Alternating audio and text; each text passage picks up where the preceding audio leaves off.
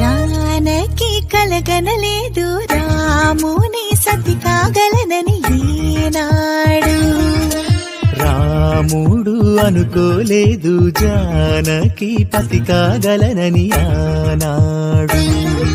ఆనాడు ఎవరు అనుకోనిది ఈనాడు మనకు నిజమైనది.